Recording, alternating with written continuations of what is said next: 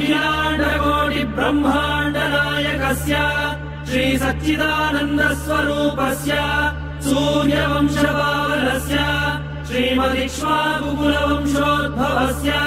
Shri रघुमहाराजवर्मणः प्रपौत्राय अजमहाराजवर्मणः पौत्राय